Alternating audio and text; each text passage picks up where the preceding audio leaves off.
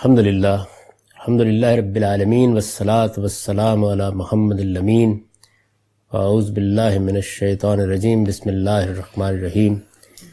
خواتین و حضرات، سورہ آل عمران کی 153 آیت سے ہم مطالعے کی ابتدا کر رہے ہیں۔ سلسلہ بیان وہی ہے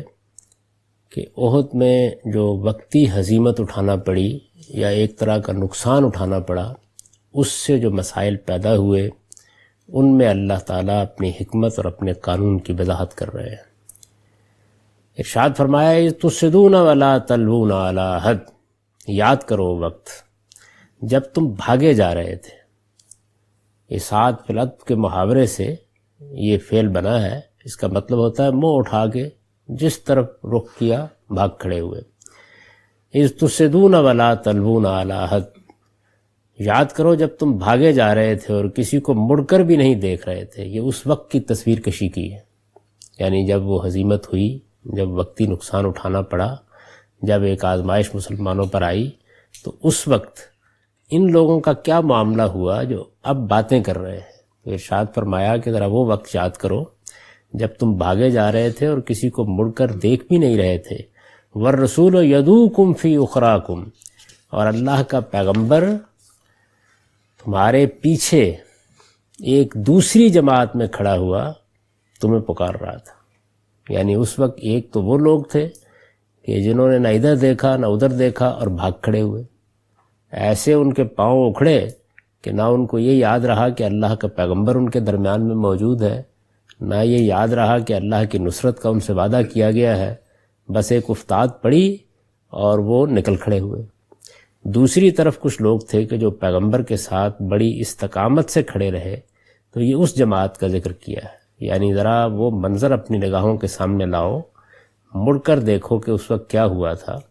تم بھاگ کھڑے ہوئے، تم میں سے کسی کو پیچھے مڑ کر دیکھنے کا ہوش بھی نہیں تھا، اور پیغمبر تمہارے پیچھے ایک دوسری جماعت میں کھڑا تمہیں پکار رہا تھا جو اس کے ساتھ کھڑی تھی۔ تو اس موقع پر فَأَصَابَكُمْ غَمًّا بِغَمٍّ، اللہ نے تم کو غم پر غم پہنچایا۔ یہ جو غم پر غم پہنچایا کے الفاظ آتے ہیں، تو اس سے معلوم ہوتا ہے کہ یہ وہ غم ہے جو مسلمانوں کو اس وقت پہنچا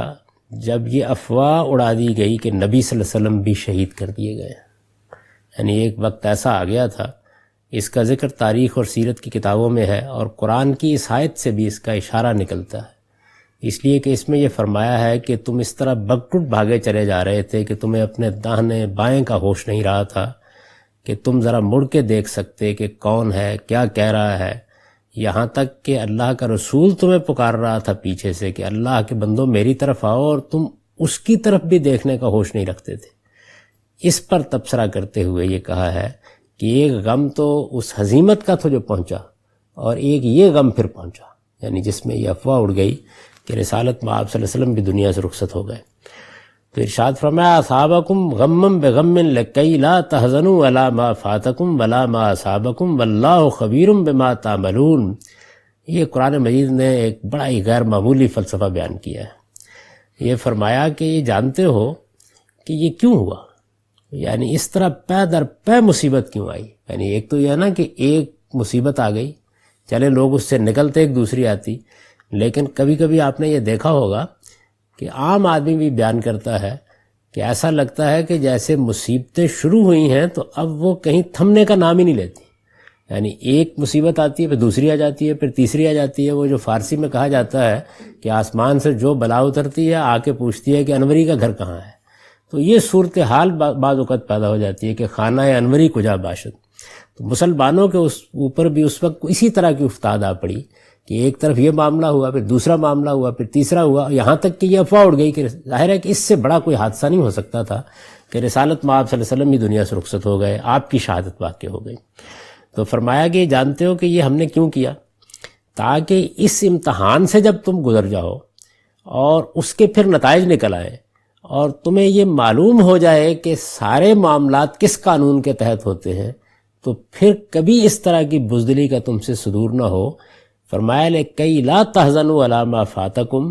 تاکہ پے در پے ان امتحانوں سے گزرنے کے بعد کسی چیز کے ہاتھ سے جانے اور کسی مصیبت کے آنے پر تم کبھی رنجیدہ خاطر نہ ہو۔ لِكَيْ لَا تَحْزَنُوا عَلَىٰ مَا فَاتَكُمْ وَلَا مَا أَصَابَكُمْ وَاللَّهُ خَبِيرٌ بِمَا تَعْمَلُونَ، اور یاد رکھو کہ جو کچھ تم کرتے ہو اللہ اس سے باخبر ہے۔ مطلب یہ ہے کہ اس طرح کے ابتلا اور مصیبتوں سے گزر کر یہ حقیقت تم پر واضح ہو جائے کہ دنیا اصلاً کھونے اور پانے کی نہیں بلکہ امتحان کی جگہ ہے۔ یعنی یہی وہ اصل میں بنیادی فلسفہ ہے کہ جو انسان کو پابرجا بھی کرتا ہے، کھڑا بھی کرتا ہے، اور ایک مختلف نوعیت کا انسان بنا دیتا ہے۔ یعنی اگر تو دنیا ایک ایسی جگہ ہے کہ جس میں کھونا بھی ہے پانا بھی ہے، اور یہ کھونا اور پانا ہمیشہ کے لیے ہو گیا ہے، تو پھر تو آدمی کو رنجیدہ بھی ہونا چاہیے، پھر آدمی کو خوش بھی غیر معمولی ہونا چاہیے۔ تو یہ دوسری جگہ بھی بتایا ہے کہ تمہیں اس طرح کی مصیبتوں سے گزار کر، امتحانوں سے گزار کر، جب اللہ بار بار توجہ دلاتا ہے کہ یہ امتحان کی جگہ ہے، میں نے اس کو فضل و نعمت کے لیے محض نہیں بنایا، میں فضل کرتا ہوں، میں عنایت کرتا ہوں، میں نعمتیں بھی دیتا ہوں، لیکن یہاں جو کچھ ہوتا ہے وہ جس قانون، جس اسکیم کے مطابق ہو رہا ہے، وہ اسکیم امتحان کی اسکیم ہے۔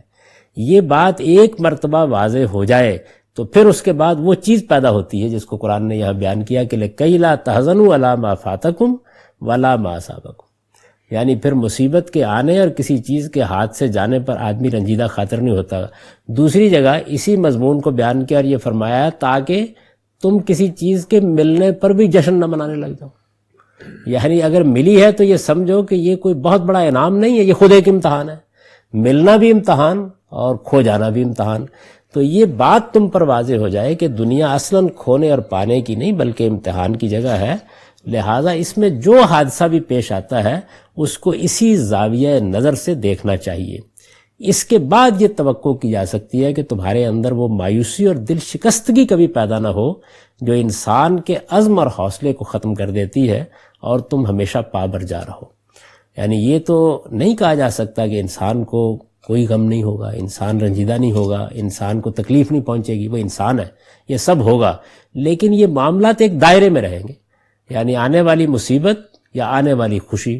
دونوں چیزیں اسے نہ آپے سے باہر کریں گی، نہ دل شکستہ اور رنجیدہ خاطر ہونے دیں گی، بلکہ خاص جگہ پر کھڑا ہو کر آدمی معاملہ کرے گا۔ اسی کی تصویر اس جگہ کھینچی ہے جہاں یہ کہا ہے کہ جن پر اللہ کی یہ عنایت ہو جاتی ہے کہ وہ اس امتحان کی نوعیت کو سمجھ لیتے ہیں، وہ پھر بڑی سے بڑی مصیبت بھی آ جائے تو یہ کہتے ہیں کہ انا للہ و انا الیہ راجعون، اور یہ محض چند الفاظ نہیں ہوتے جو ان کی زبان سے نکلتے ہیں، بلکہ یہ ان کے عقیدے کا اظہار ہوتا ہے کہ ہم اللہ ہی کے لیے ہیں اور ایک دن ہمیں اسی کے حضور میں لوٹ جانا ہے۔ تو اس اصل حقیقت پر چونکہ ان کی نگاہ ہوتی ہے، یعنی اگر دنیا میں انسان کو یہ یقین دلا دیا جائے کہ اس وقت جو مصیبت آئی ہے 2 سال کے بعد اس کو لازماً ختم ہو جانا ہے، تو جس طرح یہ چیز انسان کو حوصلہ دیتی ہے، اگر وہ دنیا کے عام قانون میں اس کو سمجھ لے، اس سے زیادہ حوصلے پر بندہ مومن کھڑا ہو جاتا ہے کہ یہ سارے معاملات قیامت میں بالکل دوسری صورت اختیار کر لیں گے۔ تو فرمایا کہ امتحان کی نوعیت اگر تم سمجھ لو تو پھر اس کے بعد یہ چیز تمہارے اندر پیدا نہ ہو، اور چونکہ یہ چیز پیدا کرنا مقصود ہے، یعنی اب اصل بات کیا ہے کہ اصلی چیز یہ نہیں ہے کہ یہاں مارکا کیا ہوا، جنگ کیا ہوئی، تم اس میں اترے، فتح ہوئی یا ناکامی ہوئی، اصلی چیز یہ نہیں ہے، اصلی چیز تہذیب نفس ہے،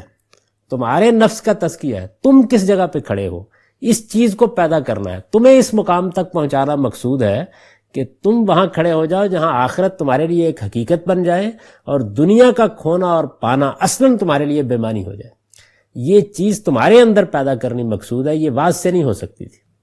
یہ گفتگو سے بھی نہیں ہو سکتی تھی، یہ اس امتحان سے گزرے بغیر ہو ہی نہیں سکتی تھی۔ تو اس وجہ سے زندگی کے اندر جو امتحان پیش آتے ہیں ان میں بھی یہی چیز حاصل ہوتی ہے، اور یہاں جب پیغمبر کی موجودگی میں یہ امتحان پیش آ گیا تو بدرجۂ اتم بتایا کہ اس سے مقصود یہ تھا۔ یعنی یہ قرآن مجید اللہ تعالیٰ جو معاملہ انسانوں کے ساتھ کر رہے ہیں ایک بڑے ہی نازک موقع پر اس کے فلسفے کو بیان کرتا ہے۔ فرمایا کہ پھر کیا ہوا، ثم انزل علیکم من بعد الغم آمنۃ نعاسا، اس غم کے بعد، یعنی اس طرح غم کے بعد غم آیا، غم پر غم آیا، اس امتحان سے تم گزرے، اس طرح مصیبت پر مصیبت آئی، اس کے نتیجے میں جب یہ بالکل واضح ہو گیا کہ جن لوگوں کو اللہ نے منتخب کرنا تھا وہ ہو گئے، اس امتحان میں کامیاب رہے، تو اللہ تعالیٰ نے پھر کیا کیا، اللہ تعالیٰ نے تم پر اپنا اطمینان نازل فرما دیا۔ یعنی اتنی بڑی مصیبت کے بعد یہ حیرت انگیز معاملہ ہوا کہ اللہ تعالیٰ کی طرف سے گویا ایک نیند کی کیفیت لوگوں پر طاری ہو گئی۔ احد کے میدان میں اس کو بیان کیے، ثم انزل علیکم من بعد الغم آمنۃ نعاسا، اس طرح کے موقعوں پر کہ جب ہوش اڑ رہے ہوں اور جب آدمی کو کچھ پتہ نہ ہو کہ کیا ہوا اور کیا نہیں ہوا اور اتنے بڑے حادثے سے لوگ گزرے ہوں، اس میں اس طریقے سے نیند کا آ جانا کوئی معمولی نعمت نہیں ہوتی. یعنی آدمی کا دماغ اڑا ہوا ہوتا ہے، اس کے حواس اڑے ہوئے ہوتے ہیں. تو فرمایا کہ اللہ نے تم پر اپنا ایسا اطمینان نازل کیا کہ ایک طرح سے نیند کی ایک صورت تم پر طاری ہو گئی. یغشا طائفتم منکم، لیکن صرف انہی لوگوں پر طاری ہوئی جو ثابت قدم رہے. فرمایا کہ اس موقع کے اوپر بھی ہم نے اس قانون کو جاری رکھا کہ اس کے مستحق کون ہے. اس غم کے بعد اللہ نے پھر تم پر اتنا اطمینان نازل فرمایا ایک ایسی نیند کی صورت میں، آمنتن نواسا یغشا طائفتم منکم، جو تم میں سے صرف ایک گروہ کے اوپر چھا رہی تھی، کچھ لوگوں پر چھا رہی تھی، اور اس وقت بھی وہ دوسرا گروہ موجود تھا، وَطَائِفَةٌ قَدْ أَهَمَّتْهُمْ أَنفُسُهُمْ، جن کو اپنی جانوں کی پڑی تھی. یعنی ان لوگوں کے ساتھ وہی معاملہ ہو رہا تھا، وہ اسی صورتحال سے گزر رہے تھے، یہ ہو رہا تھا. اور یظنون باللہ غیر الحق ظن الجاہلیہ، وہ خدا کے متعلق بالکل خلاف حقیقت جاہلیت کے گمانوں میں مبتلا ہو رہے تھے.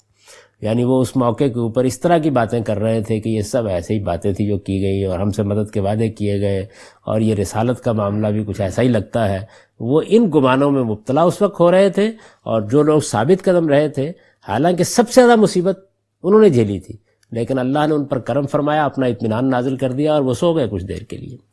اور فرمایا کہ وہ لوگ کہ جنہوں نے اس موقع پر بھی اس امتحان کو سمجھا نہیں، وہ جاہلیت کے گمانوں میں مبتلا تھے. یقولون، اور ایک دوسرے سے کہہ رہے تھے کہ حل لنا من الامر من شیء، ان معاملات میں ہمارا بھی کوئی حصہ ہے.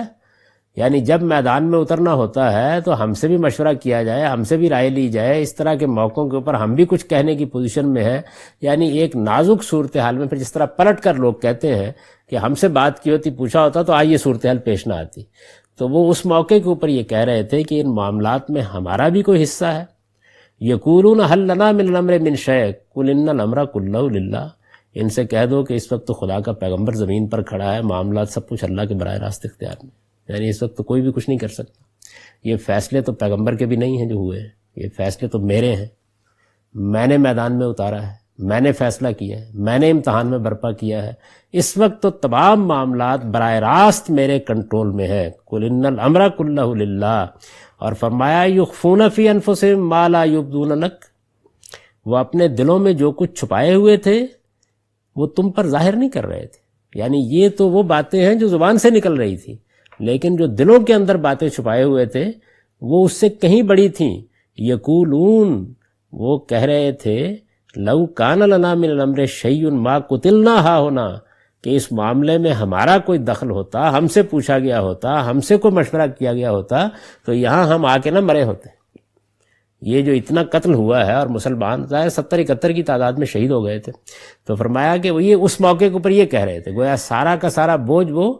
دوسرے لفظوں میں پیغمبر پر ڈال رہے تھے کہ یہ اصل میں معاذ اللہ ان کی بے تدبیری ہے جس کا یہ نتیجہ نکلا ہے.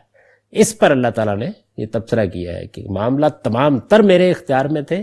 اس میں کسی کا کوئی اور دخل نہیں تھا. یہ سارا معاملہ براہ راست ہماری نگرانی میں ہوا، اور جو کچھ بھی ظاہر کر رہے تھے اس سے بڑی باتیں دل میں چھپائے ہوئے تھے، اور یہ کہہ رہے تھے کہ اگر ہمارا کوئی دخل اس معاملے میں ہوتا تو ما قتلنا ہاہنا، ہم یہاں آ کے اس طرح قتل نہ کیے جاتے.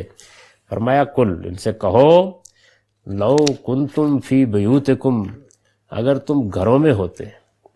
یعنی یہ تو تم تدبیر کی باتیں کر رہے ہو نا، کہ اگر ایسی تدبیر کر لی جاتی تو نتیجہ یہ نہ نکلتا، لیکن یہ موت و حیات کے بارے میں صحیح تصور نہیں قائم کیا تم نے. ان سے کہو کہ اگر تم اپنے گھروں میں بیٹھے ہوتے، لبرز الذین کتب علیہم القتل الی مضاجعہم، تو جن کے لیے اس میدان میں قتل ہونا لکھ دیا گیا تھا وہ اپنی قتل گاہوں تک پہنچ کر رہے تھے. کوئی تدبیر بھی کامیاب نہ ہوتی، اس لیے کہ موت اور زندگی کے معاملات یہ میں نے تمہارے ہاتھ میں نہیں دیے ہوئے. تو فرمایا کہ لہٰذا اس بات کو ایک مرتبہ پھر اچھی طرح سمجھ لو کہ یہ سب کچھ محض اس لیے ہوا. یعنی تم جس زاویے سے دیکھ رہے ہو کہ کوئی بے تدبیری ہو گئی، نہیں، محض اس وجہ سے ہوا کہ اللہ تمہیں الگ الگ کرنے کا فیصلہ کر چکا. یہاں پھر وہی بات ہے کہ اگلا جو جملہ ہے وہ ایک پورے کے پورے مفہوم کو بیان کر رہا ہے لیکن الفاظ میں نہیں، تو اس کو نکال دیا ہے. لہٰذا اس بات کو ایک مرتبہ پھر اچھی طرح سمجھ لو کہ یہ سب محض اس لیے ہوا کہ اللہ تمہارے اچھے اور برے لوگوں کو الگ الگ کر دے، تمہارے کمزور لوگوں کو اور تم میں سے ثابت قدم لوگوں کو الگ الگ کر دے۔ اور فرمایا کہ اس لیے ہوا وَلَيَبْتَلِيَ اللَّهُ مَا فِي صُدُورِهِمْ، جو تمہارے سینوں میں چھپا ہوا ہے اس کو اللہ پرکھے، وَلَيُمَحِّصَ مَا فِي قُلُوبِكُمْ، اور تمہارے دلوں کے کھوٹ چھانٹ دے، وَاللَّهُ عَلِيمٌ بِذَاتِ الصُّدُورِ، یعنی یہ سب کچھ نمایاں کر دیا جائے تاکہ تم میں سے کسی کے پاس کوئی عذر باقی نہ رہے۔ اور حقیقت یہ ہے کہ اللہ تو دلوں کے حال جانتا ہے، یعنی اللہ کو کچھ معلوم نہیں کرنا تھا، لیکن ان چیزوں کو نمایاں کر دینا، الگ کر دینا، ان کو واضح کر دینا مقصود تھا۔ فرمایا ان الذین تولوا منکم یوم التقى الجمعان، تم میں سے جو لوگ دونوں گروہوں کی مٹ بھیڑ کے دن پیٹھ پھیر گئے تھے، یعنی احد کے دن جس وقت یہ واقعہ پیش آیا، اور کچھ کمزور قسم کے لوگ مسلمان عبداللہ بن ابی اور اس کے ساتھیوں کی شرارتوں سے متاثر ہو کر ابتدائی میں الگ ہو گئے تھے، یعنی یہ تو دوسرا گروہ ہے جس پر بحث ہو رہی ہے۔ ایک گروہ وہ تھا کہ جس نے ابتدائی میں اختلاف کیا اور الگ ہو گیا، ایک میدان میں اترا اور جب یہ افتاد پڑی تو تب اس نے اس طرح کی باتیں کی۔ تو ارشاد فرمایا کہ تم میں سے جو لوگ دونوں گروہوں کی مٹ بھیڑ کے دن پیٹھ پھیر گئے تھے، یوم التقى الجمعان انما استزلهم الشیطان ببعض ما کسبوا، وہ کیوں مٹ بھیڑ کے دن پیٹھ پھیر گئے، کیوں اس سعادت سے محروم ہو گئے، کیا وجہ ہوئی؟ اب آدمی کہتا ہے نا کہ دیکھیے جی مسلمان تھے، نیک عمل کرتے تھے، اچھے لوگ تھے، اتنی بڑی سعادت کا موقع آیا اور عین وقت پر کمزوری دکھا گئے، کیا وجہ ہوئی؟ فرمایا نہیں، ایسے نہیں ہوتا۔ اب یہ اس دوسرے پہلو کو لیا، فرمایا جو لوگ اس دن پہلے ہی مرحلے میں الگ ہو رہے تھے ان کی اس لغزش کا سبب جانتے ہو کیا تھا؟ انما استزلهم الشیطان ببعض ما کسبوا،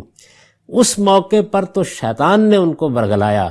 لیکن شیطان نے کیا آ کے ورگلایا اور وہ ٹھیک کھڑے تھے؟ نہیں، ان کے جرائم اور گناہوں کی پاداش میں یہ سزا ان پر مسلط ہوئی کہ ہم نے شیطان کو موقع دیا کہ اس وقت ان کے قدم ڈگمگا دے۔ تو یہ پھر اس قانون کی طرف اشارہ کیا کہ جب کوئی گروہ اپنی حفاظت نہیں کر پاتا یا کوئی فرد اپنی حفاظت نہیں کر پاتا تو پھر ایک وقت ایسا آ جاتا ہے کہ وہ شیاطین کے سپرد کر دیا جاتا ہے، یعنی ابتدا انسان کی طرف سے ہوتی ہے، لیکن اللہ تعالیٰ ایک خاص درجے تک مہلت دینے کے بعد پھر یہ معاملہ کرتے ہیں۔ اسی طریقے سے جب آدمی ثابت قدمی کے ساتھ کھڑا ہوتا ہے، استقامت کے ساتھ کھڑا ہوتا ہے، صحیح ارادے کے ساتھ آگے بڑھتا ہے، تو کچھ دیر کے بعد اگر پھر لغزش بھی اس کے پاؤں میں آئے تو فرشتے سنبھال لیتے ہیں۔ اسی کو بیان کیا ہے سورہ یوسف میں کہ جب ایک بڑی نازک صورتحال یوسف کے لیے پیدا ہو گئی جس میں کسی عام انسان کے لیے بچنا ممکن نہیں تھا، تو ہماری برہان نازل ہو گئی، اس لیے کہ وہ پہلے اپنے کردار کی حفاظت کرنے میں اپنا کمال دکھا چکے تھے۔ تو اللہ تعالیٰ کی طرف سے اس دنیا کے اندر بھی کچھ جزا و سزا اس طرح ہوتی ہے کہ آدمی کے غلط ارادوں کے بعد اس کی باگ شیطان کے ہاتھ میں دے دی جاتی ہے، اور آدمی کے صحیح ارادوں اور صحیح اقدامات کے بعد اللہ تعالیٰ اس کی مدد کرتے ہیں۔ تو یہاں اس قانون کو بیان فرمایا کہ اس وقت جب یہ ہوا تو پہلے ہی مرحلے میں جو لوگ پیچھے ہٹ گئے اور منہ پھیر گئے اور پیٹھ پھیر کر اپنے گھروں میں چلے گئے، ان کی اس لغزش کا باعث یہ تھا کہ ان کے گناہوں کی شامت سے شیطان نے ان کے قدم ڈگمگا دیے، یعنی وہ پہلے ہی سے اپنے دلوں کے اندر جو ذوف رکھتے تھے، پیغمبر سے جو دشمنی رکھتے تھے، ایمان کے معاملے میں جو تردد رکھتے تھے، یہ اس کے نتائج تھے جو اس موقع پر نکل آئے۔ اور فرمایا کہ اس کے باوجود یعنی یہ ہوا وَلَقَدْ عَفَا اللَّهُ عَنْهُمْ، پھر بھی اللہ نے معاف کر دیا، یعنی اس سب کچھ کے باوجود جب تھوڑا سا رجوع پیدا ہوا اور تھوڑی سی ندامت پیدا ہوئی تو اللہ نے انہیں معاف کر دیا، اور فرمایا کہ وَاللَّهُ غَفُورٌ حلیم، اللہ بخشنے والا ہے، وہ بڑا بردبار ہے، یعنی ایسا نہیں ہے کہ جلد بازی میں معاملات کر دیتا ہے، بڑی بردباری کے ساتھ یہ سارے معاملات وہ دیکھتا ہے۔ یہ قرآن نے اپنے اس اصول کو واضح کر دیا ہے کہ ان کی کچھ پچھلی غلطیاں اور پچھلے گناہ تھے جن کے سبب سے شیطان انہیں گمراہ کرنے میں کامیاب ہوا۔ گناہ سے گناہ جنم لیتا ہے، اور شیطان کے داؤ انہی لوگوں پر زیادہ آسانی سے کارگر ہوتے ہیں جن کے اندر گناہ کی جڑ موجود ہوتی ہے۔ اس وجہ سے یہ ضروری ہے کہ جب آدمی سے کوئی گناہ سرزد ہو جائے تو اس کو دل میں جگہ نہ پکڑنے دے، بلکہ استغفار اور توبہ نصوح کے ذریعے سے اس کا استحصال کر دے۔ یعنی گناہ ہو جاتا ہے، غلطی ہو جاتی ہے، کوتاہی ہو جاتی ہے، ایک آدمی رجوع کر لیتا ہے، توبہ کرتا ہے، اپنے آپ کو اپنے رب کے سامنے ڈال دیتا ہے، تو اللہ تعالیٰ اس کو بالکل پاکیزہ بنا دیتے ہیں اور شیاطین کے حوالے نہیں کرتے۔ آدمی گناہ کے پودے اگاتا چلا جاتا ہے، یہاں تک کہ وہ کھیت بنتے ہیں اور باغ لہلہا اٹھتے ہیں، اس کے بعد پھر شیطان کے لیے وہاں پہ آ کے ڈیرا جمانے میں کوئی رکاوٹ باقی نہیں رہتی، اور پھر وہ شیطان کے حوالے ہو جاتا ہے۔ تو یہاں ان لوگوں کے بارے میں بھی ارشاد فرمایا کہ یہ معاملہ ان کے ساتھ اس موقع کے پر ہوا۔ یا ایھا الذین آمنوا لا تکونوا کالذین کفروا، ایمان والو ان منکروں کی طرح نہ ہو جاؤ، لا تکونوا کالذین کفروا وقالوا لاخوانہم اذا ضربوا فی الارض او کانوا غزا لو کانوا عندنا ما ماتوا وما قتلوا لیجعل اللہ ذلک حسرۃ فی قلوبہم واللہ یحیی ویمیت۔ فرمایا کہ ایمان والو ان منکروں کی طرح نہ ہو جاؤ جن کے اعزاء و اقربا کبھی سفر پر جاتے ہیں یا کسی جنگ کے لیے نکلتے ہیں اور ان کو موت آ جاتی ہے تو ان کے بارے میں وہ کہتے ہیں کہ ہمارے پاس ہوتے تو نہ مرتے نہ قتل ہوتے۔ یعنی یہ تو ان لوگوں کی باتیں ہیں کہ جن کو نہ خدا پر ایمان نہ خدا کے فیصلوں پر ایمان، جو صرف اس اسباب کی دنیا ہی میں سوچتے دیکھتے اور اسی کی بنیاد پر رائے قائم کرتے ہیں۔ تو تمہیں تو ان منکروں کی طرح نہیں ہو جانا چاہیے۔ جو پیچھے ان لوگوں نے بات کی ہے اس کے اوپر اب تبصرہ کیا ہے کہ یہ سمجھو کہ یہ ایمان والوں کا رویہ نہیں ہے، یہی وہ فارق ہے۔ یہیں سے فرق واضح ہوتا ہے کہ جو شخص آخرت پر یقین نہیں رکھتا اور خدا پر یقین نہیں رکھتا وہ موت و حیات کے تمام فیصلوں کو اسباب میں دیکھے گا۔ اسباب یقیناً اپنا کام کرتے ہیں لیکن آخری فیصلہ اللہ کا ہوتا ہے، اور ایمان یہی ہے کہ اس آخری فیصلے پر آدمی کی نگاہ ہو اور اس کی روشنی میں وہ اسباب کو بھی تلاش کرے اور تدابیر بھی کرے۔ تو ارشاد فرمایا کہ ان منکروں کی طرح نہ ہو جاؤ جن کے اعزاء و اقربا کبھی سفر پر جاتے ہیں یا کسی جنگ کے لیے نکلتے ہیں اور ان کو موت آ جاتی ہے تو ان کے بارے میں وہ کہتے ہیں کہ ہمارے پاس ہوتے تو نہ مرتے اور نہ قتل ہوتے۔ یہ اس لیے کہ اللہ اس چیز کو ان کے دلوں کی حسرت بنا دے، یعنی یہ وہم جس میں وہ مبتلا ہو جاتے ہیں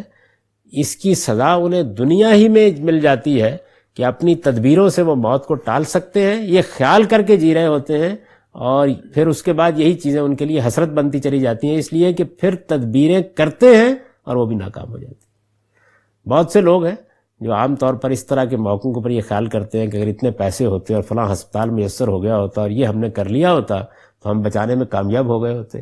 نہیں، یہ تدبیر کرنی آپ پر لازم تھی، یہ اللہ کا بنایا ہوا قانون ہے۔ اللہ ان اسباب کے ذریعے سے بہت سے معاملات کرتا ہے لیکن آخری فیصلہ موت و حیات کے بارے میں اسی کا ہوتا ہے، اور فرمایا کہ حقیقت یہ ہے کہ اللہ ہی مارتا اور جلاتا ہے، واللہ بما تعملون بصیر، اور جو کچھ تم کرتے ہو وہ اللہ کی نگاہوں میں۔ یعنی نہ صرف یہ کہ موت اور زندگی اس کے علم سے ہوتی ہے، اس کے اذن سے ہوتی ہے، بلکہ اس کے ساتھ جو تمہارے کارنامے اور کرتوت ہیں اور جو کچھ تم دنیا میں اعمال کرتے ہو ان میں سے بھی کوئی چیز اس کی نگاہ سے چھپی ہوئی نہیں۔ وَلَئِن قُتِلْتُمْ فِي سَبِيلِ اللَّهِ أَوْ مُتْتُمْ لَمَغْفِرَةٌ مِّنَ اللَّهِ وَرَحْمَةٌ خَيْرٌ مِّمَّا يَجْمَعُونَ، اور اس پر مزید یہ کہ اگر تم اللہ کی راہ میں مارے جاؤ گے، یعنی اللہ ہی جلاتا اور اللہ ہی مارتا ہے، جو کچھ کرتے ہو وہ اللہ کی نگاہوں میں ہے، اور اس پر مزید یہ کہ تم اللہ کی راہ میں مارے جاؤ گے یا مرو گے تو اللہ کی جو رحمت اور بخشش تمہیں حاصل ہوگی وہ اس سے کہیں بہتر ہے جو یہ تمہارے سامنے کے لوگ جمع کر رہے ہیں۔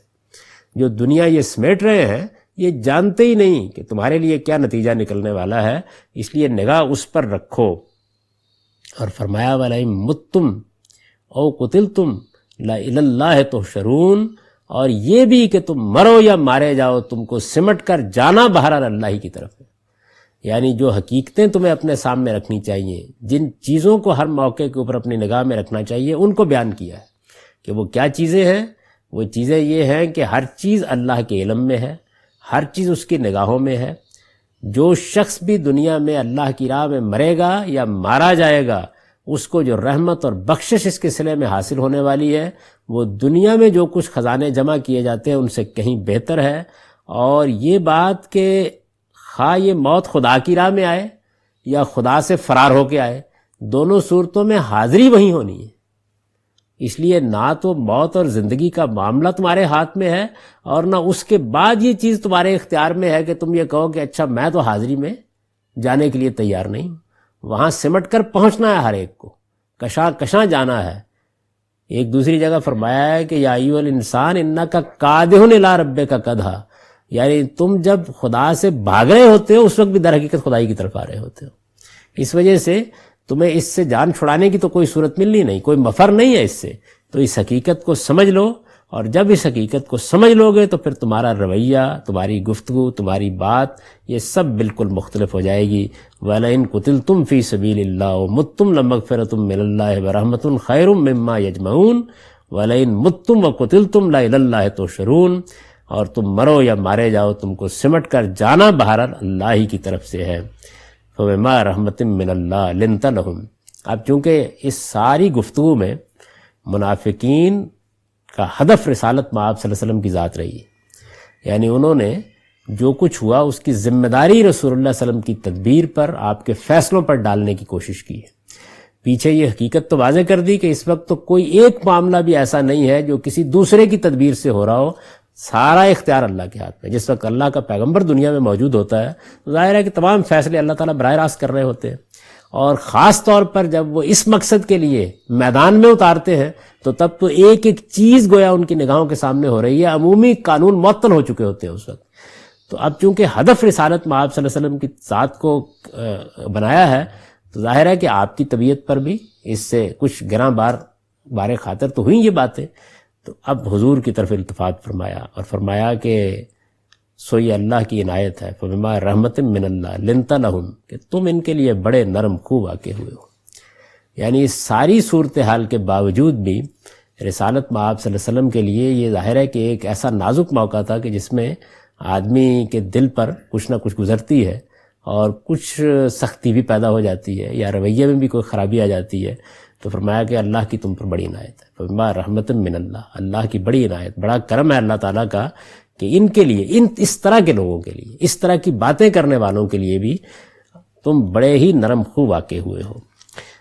سو یہ اللہ کی عنایت ہے کہ تم ان کے لیے بڑے نرم خو واقع ہوئے ہو۔ فبما رحمت من اللہ لنت لہم ولو کنت فظا غلیظ القلب لانفضوا من حولک، اگر تم درست خو اور سخت دل ہوتے تو یہ لوگ کسی ایمان پر اور کسی حقیقت کے عرفان پر نہیں کھڑے، یہ سب کے سب تمہارے پاس سے منتشر ہو جاتے۔ اس لیے یہ منافق، یہ کمزور لوگ، یہ باتیں بنانے والے، یہ جو کچھ بھی کر چکے، اللہ کی عنایت ہے کہ تمہارے اندر اس معاملے میں اس سب کچھ کے باوجود بھی کوئی سختی اور کوئی درستی پیدا نہیں ہوئی، تو اب بھی ان سے درگزر کریں۔ یعنی اس سے پہلے بھی یہ ایسے ہے کہ جیسے کسی شخصیت کی کریم النفسی کو آپ توجہ دلا کے یہ کہتے ہیں کہ یہ موقع ہے کہ جس میں کچھ نہ کچھ دل کے اندر بال آئے گا، نہیں، اس موقع کے اوپر بھی آپ ان سے درگزر کریں۔ فاعف عنہم واستغفر لہم، ان کے لیے مغفرت چاہیں۔ ظاہرہ منافقین پر جو تنقید کی گئی اس سے پہلے، تو اس کا اثر حضور پر بھی آپ کے ساتھیوں پر یہ پڑ سکتا تھا کہ سب کا رویہ ان کے بارے میں بہت سخت ہو جاتا۔ رسالت مآب صلی اللہ علیہ وسلم کا عام رویہ بہت نرمی کا رہا ہے، لیکن صحابہ کرام میں سے بھی بہت سے ایسے لوگ تھے کہ جو ممکن ہے کہ یہ خیال کر کے کہ اچھا ان لوگوں نے اس طرح کی باتیں کی، اس طرح ساتھ چھوڑا، اور اب یہ ایمان کا دعویٰ کرنے کے باوجود اس منافقت سے کام لے رہے ہیں، اندیشہ تھا کہ رویہ سخت ہوتا۔ اللہ تعالیٰ نے اس مرحلے پر یہ پسند نہیں کیا، یعنی الگ الگ کر لیا ہے لیکن ابھی آخری فیصلے کا موقع نہیں آیا۔ تو اب التفات کے ساتھ، محبت کے ساتھ حضور کو مخاطب کر کے یہ فرمایا کہ جو کریمانہ طرز عمل آپ نے اب تک اختیار کیے رکھا ہے، یعنی جو آپ کا اب تک طرز عمل رہا ہے وہ نہایت کریمانہ تھا، وہی صحیح تھا۔ ابھی بھی آپ کی وہی روش قائم رہنی چاہیے تاکہ جن کے اندر اصلاح پذیری کی ادنا گنجائش بھی موجود ہے وہ اپنے آپ کو درست کر لیں۔ اس وقت بھی یہی مطلوب ہے۔ اس کے ساتھ اب کچھ ہدایتیں کی ہیں۔ آپ یہ دیکھیے کہ یہ پہلی بات یہ کہی کہ ان کو آپ معاف کر دیں۔ اس وقت اگر یہ حدود سے تجاوز کر گئے ہیں تو آپ کی کریم النفسی کا تقاضا یہی ہے، اور ابھی اللہ کا فیصلہ بھی ان کے بارے میں یہی ہے کہ ان کو مزید موقع دیا جائے تاکہ ان کے اندر سے اگر کچھ لوگ اپنے اندر اصلاح کے کوئی داعیات رکھتے ہیں تو وہ نکل آئیں باہر۔ اللہ آخر تک یہ موقع دے گا۔ آپ کے کریمانہ رویے سے بھی یہی توقع ہے کہ آپ بھی ان کو موقع دیں گے، تو پہلی بات یہ کہ معاف کر دیں۔ واستغفر لہم، یہ بات قرآن مجید سے بھی معلوم ہوتی ہے کہ پیغمبر کی موجودگی میں ایک موقع ایسا بھی آتا ہے کہ جس میں بندے کے اندر رجوع کی کچھ نہ کچھ صورت پیدا ہو جاتی ہے، یعنی غلطی کی ہے ان لوگوں نے، باتیں بھی کی ہے، تو اب یہ رجوع کریں تو فرمایا کہ آپ بھی ان کے لیے مغفرت چاہیں۔ آپ اللہ تعالیٰ سے بھی، یعنی آپ بھی معاف کر دیں اور اللہ سے بھی ان کی معافی کی درخواست کریں۔ وَشَاوِرْهُمْ فِي الْأَمْرِ، اور معاملات میں ان سے مشورہ لیتے رہے، یعنی ان کو ابھی مسلمانوں کی جماعت سے بالکل کاٹ نہ دیں۔ یہ آیت اس سیاق میں آئی، یعنی اس کا کوئی تعلق مسلمانوں کے نظم اجتماعی کو بیان کرنے سے نہیں ہے۔ عام طور پر لوگ اس آیت کو اس کے سیاق سباق سے نکالتے ہیں اور پھر اس کے بعد اس سے استدلال کرتے ہیں کہ مشورہ تو کریں گے امیر المومنین، لیکن اس کے بعد وہ رائے اپنی پر عمل کریں گے۔ یہاں یہ اس موضوع کو بیان ہی نہیں کر رہی، یہ تو یہ بیان کر رہی ہے کہ آپ ان کو معاف کر دیں، ان کے لیے استغفار کریں، اور یہ لوگ جو ہے یا مسلمانوں کی جماعت سے کاٹ نہ پھینکے جائیں، بلکہ جیسے پہلے مشورے میں شریک ہوتے ہیں، جس طرح کے معاملات ہوتے ہیں، ان کو اسی طرح شریک رکھا جائے، یعنی ان کے ساتھ ابھی کوئی انقطاع کا موقع نہیں آیا۔ یہ بات بھی اس سے واضح ہوئی کہ ابھی مہلت باقی ہے، اللہ کا فیصلہ آ جانے تک ان کے معاشرتی حقوق قائم رہنے چاہیے، اور عام حالات کے لیے ارباب حل و عقد کو بھی جو رویہ اختیار کرنا چاہیے وہ نرمی، چشم پوشی اور عفو و درگزری کا رویہ ہے۔ یعنی اللہ تعالیٰ نے تحسین کی ہے رسالت مآب صلی اللہ علیہ وسلم کی قیادت کی، کہ آپ کا کریمانہ طرز عمل، آپ کا جو عنایت کا طرز عمل، آپ کا جو محبت کا طرز عمل رہا ہے، اسی کی وجہ سے یہ جمعیت قائم ہے۔ تو اس وجہ سے یہ پہلے بھی ٹھیک تھا، جب تک اللہ کی طرف سے یہ فیصلہ نہ سنا دیا جائے کہ اب ان کو کاٹ پھینکنا ہے، اس وقت تک آپ کو یہی کرنا ہے۔ اس سے یعنی قیادت کے اس رویے سے حسن ظن پیدا ہوتا ہے، اعتماد پیدا ہوتا ہے، اجتماعی نظام میں وحدت پیدا ہوتی ہے، قوت اور استحکام آتا ہے۔ سخت گیری یہ قیادت اور اجتماعی نظام کی فطرت نہیں ہے، یہ تو کسی موقع پر ہوتی ہے۔ یعنی صحت کے لیے اصل چیز غذا ہے، کسی مرض کے علاج کے لیے دوا کی ضرورت بھی پڑتی ہے۔ تو اگر آدمی کا حال یہ ہو کہ دوا کو غذا بنا لے تو یہ کوئی معقول رویہ نہیں ہے۔ اصل چیز نرمی، چشم پوشی، مسامحت، اصل نظام اسی پر چلتا ہے، اجتماعی زندگی اسی پر کام کرتی ہے۔ لیڈرشپ کی بھی اصل خصوصیت یہی ہے۔ تو یہاں یہ فرمایا کہ اتنے بڑے واقعے کے بعد بھی ابھی وہ وقت نہیں آیا کہ اللہ اپنا آخری فیصلہ سنا دے، ابھی ان کے اندر اصلاح پذیری کی گنجائش ہے۔ آپ بھی انہیں معاف کریں، ان کے لیے استغفار بھی کریں، اور مسلمانوں کی جماعت سے بھی ان کو نہیں کاٹیں بلکہ مشوروں میں شریک رکھیں۔ لیکن ظاہر ہے کہ ان کی کمزوریاں بعد میں بھی عود کر کے آ سکتی ہیں، لہٰذا فَإِذَا عَزَمْتَ فَتَوَكَّلْ عَلَى اللَّهِ، جب کوئی فیصلہ آپ کر لیا کریں تو ان کی طرف نہ دیکھیں، پھر اللہ پر بھروسہ کریں۔ ان اللہ یحب المتوکلین، اس لیے کہ اللہ کو وہی لوگ پسند ہیں جو اس پر بھروسہ کرتے ہیں، اس پر بھروسہ کرنے والے ہیں۔ ان ینصرکم اللہ فلا غالب لکم، یاد رکھو کہ اگر اللہ تمہاری مدد پر ہو تو کوئی تم پر غلبہ نہیں پا سکتا۔ وَإِن يَخْذُلْكُمْ، اور اگر اللہ تمہیں چھوڑ دے، فَمَنْ ذَا الَّذِي يَنْصُرُكُمْ مِنْ بَعْدِهِ، تو اس کے بعد کون ہے جو تمہاری مدد کرے گا۔ وَعَلَى اللَّهِ فَلْيَتَوَكَّلِ الْمُؤْمِنُونَ، اور ایمان والوں کو تو اللہ ہی پر بھروسہ کرنا چاہیے۔ تو اس میں یہ بتایا گیا ہے کہ جب آپ ان سے مشورہ کریں، یہ مسلمانوں کی جماعت میں شامل ہیں، تو اس کے بعد یہ دیکھنے کی ضرورت نہیں ہے کہ کون ساتھ دیتا ہے اور کون ساتھ نہیں دیتا، ان کی بات مانی جائے یا نہ مانی جائے، دونوں صورتوں میں یہ نازک سے نازک موقع پر چھوڑ کر جا سکتے ہیں۔ یہ ان کی کمزوری سامنے آ گئی ہے، اس لیے آپ اس کی فکر نہ کریں، اللہ اور سچے اہل ایمان آپ کے لیے کافی ہیں۔ اللہ پر بھروسہ رکھیں، اور اللہ نے آپ کی مدد کا وعدہ کر رکھا ہوا ہے، وہ اپنے وعدے کو پورا کرے گا۔ ان کی طرف دیکھ کر کوئی فیصلہ نہ کریں، اللہ کے عزم پر قائم رہیں، لیکن ان کو مسلمانوں کی جماعت سے ابھی کاٹنا نہیں۔ یعنی یہاں جو صورتحال درپیش ہو گئی ہے وہ یہ ہے کہ اللہ تعالیٰ وہ فیصلہ تو ایک وقت میں کریں گے آ کے، اور وہ سورہ توبہ میں جا کے ہوگا کہ اب ساری جماعتیں الگ ہو گئی ہیں، اب ان کے ساتھ کیا معاملہ کرنا ہے۔ اس موقع کے اوپر تنبیہ کر دی ہے، توجہ دلا دی ہے، اور ظاہر ہے کہ یہ ساری تقریر اسی مقصد کے لیے ہو رہی ہے کہ ان کا تزکیہ ہو، ان کی تطہیر ہو، انہیں توبہ کی توفیق ہو، یہ اپنے دلوں کے حال بہتر کریں۔ ان کے دلوں میں گزرنے والی جو صورتحال تھی اس کو بھی بیان کر دیا گیا ہے تاکہ ان کو کچھ نہ کچھ توجہ ہو جائے، لیکن ابھی کوئی اقدام کرنے کا فیصلہ نہیں ہوا۔ تو فرمایا کہ آپ ان کے ساتھ ابھی وہی رویہ رکھیے جو رویہ اس سے پہلے آپ کا رہا ہے، وہی کریمانہ رویہ رکھیں، ان کو مشورے میں شریک کریں، لیکن بھروسہ اللہ پر کریں اور فیصلے اللہ کے بھروسے پر کریں۔ ایمان کا لازمی تقاضا یہی ہے کہ آدمی کا اصلی بھروسہ اپنے پروردگار پر ہو۔ اسباب وسائل بڑی اہمیت رکھتے ہیں، لیکن بندہ مومن کے لیے ان کی حیثیت ہمیشہ ثانوی ہوتی ہے۔ اب ان آیات کا سادہ ترجمہ سن لیجئے۔ ارشاد فرمایا ہے، یاد کرو جب تم بھاگے جا رہے تھے اور کسی کو مڑ کر دیکھ بھی نہیں رہے تھے، اور اگر اللہ کا پیغمبر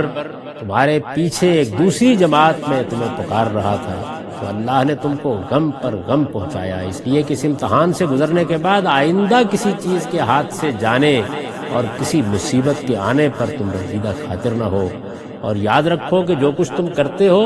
اللہ اس سے باخبر ہے۔ اس غم کے بعد پھر اللہ نے تم پر اطمینان نازل فرمایا، ایک ایسی نیند کی صورت میں جو تم میں سے کچھ لوگوں پر چھا رہی تھی، اور کچھ وہ تھے کہ جنہیں اپنی جانوں کی پڑی تھی، وہ خدا کے متعلق بالکل خلاف حقیقت جاہلیت کے گمانوں میں مبتلا ہو رہے تھے۔ وہ کہہ رہے تھے کہ ان معاملات میں ہمارا بھی کوئی حصہ ہے۔ ان سے کہہ دو کہ تمام معاملات اللہ ہی کے اختیار میں ہیں، وہ اپنے دلوں میں وہ کچھ چھپائے ہوئے ہیں جو تم پر ظاہر نہیں کرتے۔ کہتے ہیں کہ اس معاملے میں ہمارا کوئی دخل ہوتا تو ہم یہاں اس طرح مارے نہ جاتے۔ کہہ دو کہ اگر تم گھروں میں ہوتے تو جن کے لیے قتل ہونا لکھا تھا وہ اپنی قتل گاہوں تک پہنچ کر رہتے۔ لہذا اس بات کو ایک مرتبہ پھر اچھی طرح سمجھ لو کہ یہ سب محض اس لیے ہوا کہ اللہ تمہیں الگ الگ کرے اور تمہارے سینوں میں جو کچھ چھپا ہوا ہے اس کو پرکھے اور تمہارے دلوں کے کوٹ چھانٹ دے، اور حقیقت یہ ہے کہ اللہ دلوں کو جانتا ہے۔ تم میں سے جو لوگ دونوں گروہوں کی مٹ بھیڑ کے دن پیٹ پھیر گئے تھے، ان کی اس لغزش کا سبب یہ تھا کہ ان کے گناہوں کی شامت سے شیطان نے ان کے قدم ڈگمگا دیے تھے، تاہم اللہ نے انہیں معاف کر دیا۔ بے شک اللہ بخشنے والا ہے، وہ بڑا بردبار ہے۔ ایمان والوں، ان منکروں کی طرح نہ ہو جاؤ جن کے اعزاء و اقربا کبھی سفر پر جاتے ہیں یا کسی جنگ کے لیے نکلتے ہیں اور ان کو موت آ جاتی ہے تو ان کے بارے میں وہ کہتے ہیں کہ ہمارے پاس ہوتے تو نہ مرتے اور نہ قتل ہوتے۔ یہ اس لیے کہ اللہ اس چیز کو ان کے دلوں کی حسرت بنا دے، ورنہ حقیقت یہ ہے کہ اللہ ہی مارتا اور جلاتا ہے، اور جو کچھ تم کرتے ہو وہ اللہ کی نگاہوں میں ہے۔